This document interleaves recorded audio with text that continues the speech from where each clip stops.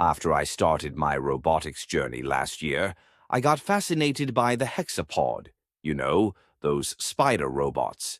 I watched tons of YouTube videos, and eventually I began to think about how I could create one myself, right? So I got a bunch of cheap, small SG90 servo motors, just very cheap, about $1 a piece without bankrupting myself. Once I got my hands on them, I saw the problem. It is not the servo motor's problem, it is my problem. I like symmetric stuff.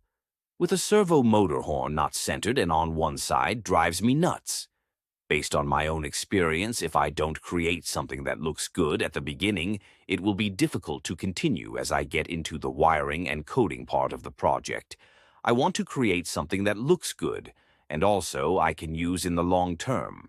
So I began to play around with it in the Onshape 3D software.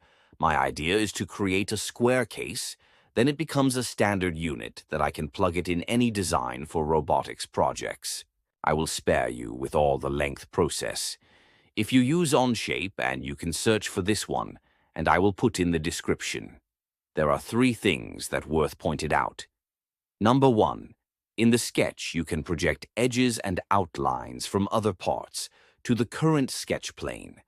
It is very useful if you want to create any case or enclosure to existing parts.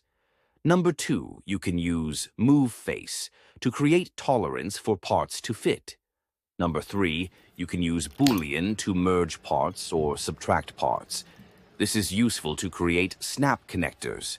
This is my first iteration, and I used it in my robot car, and it worked.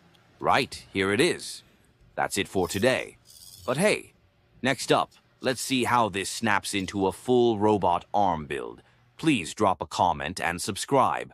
I will continue my robotics journey and share the successes and failures along the way.